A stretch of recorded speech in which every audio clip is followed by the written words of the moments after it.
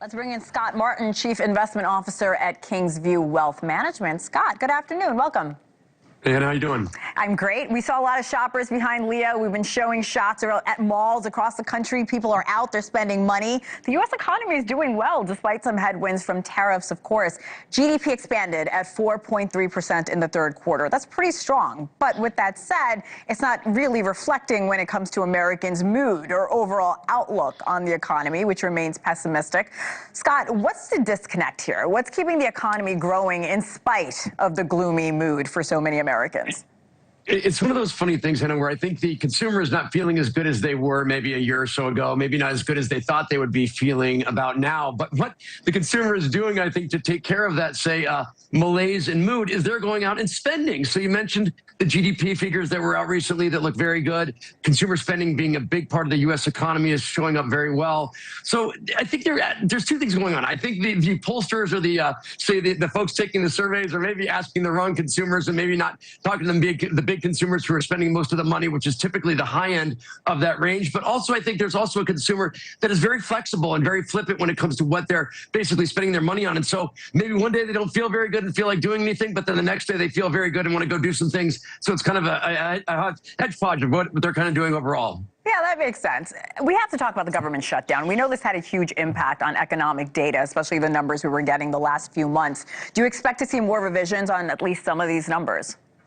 I think so. And I think that's just because the general feel is that there's going to be some sort of change there. And I think also, too, that does show that overall there's going to be a general, let's say, malaise when it comes to what people are going to be spending their money on when it comes to the overall payments. But reality is there's going to be more, say, economic prosperity ahead just because of the fact the consumer overall, let's say, seems to be feeling pretty good.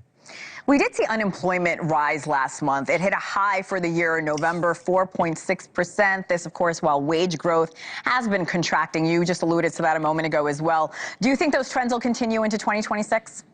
I do, and I actually don't think that those things are necessarily bad. You know, we had unemployment very, very low. We had wage growth that was also kind of leveling off, and so now we're seeing maybe some more positives in wage growth actually going forward because employers can actually be a little bit more, discerning when it comes to who they hire, meaning that the unemployment rate does go up because maybe they don't hire as many people, but they do hire people at a higher rate. But also, too, the fact that, remember, the unemployment rate is a factor of who's looking for work. So when folks go out there and start looking for work because they either need the money or they're, say, have aspirations for a new job or a different job or even a first job, those rates will go up as far as the unemployment rate. So a rate that goes up to that 3, 4, 5, even 6% in a healthy economy may not be actually a bad thing.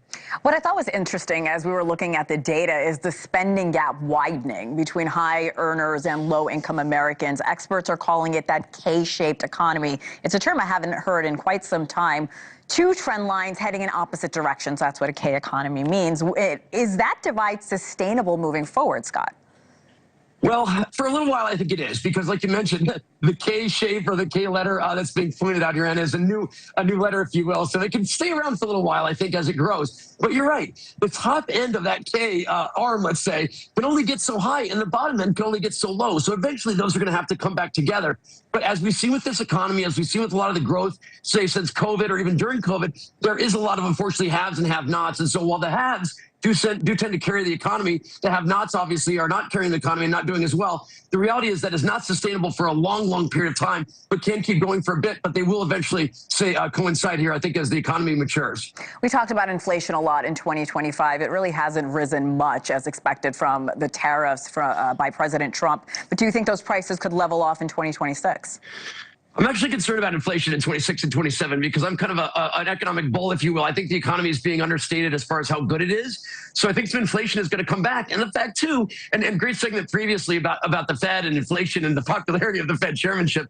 The reality is that the Fed is cutting rates in an economy that supposedly is so good. You know, President Trump and everybody else tells us how great the economy is. The banks say lending is good. The economic growth numbers are good. Job numbers are okay. But we're cutting rates in an environment that, to me, seems like that's a little bit flippant. So I think all the kind of stimulus that's out there that seems to be coming down the pike for what Trump has promised is a little bit much for this, say, period of time. So I'm actually concerned that the inflation numbers do start to go up again, which means the Fed probably stops cutting rates and maybe even starts having to hike rates sometime in the next year or two.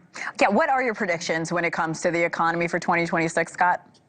Yes, I think we're going to see job growth average maybe about, I'd say 150, 100,000 jobs created per month. GDP growth somewhere around 4%, which is great. Yeah. Wage growth probably in that area about 5%, 4%. And that's a great economy that can sustain itself at a good level. That is a bullish economy, and I hope that is true, Scott And good for Martin. the market, too, let's hope. We love it. Let's hope. Thank you so much. Merry Christmas. Thanks for coming on tonight.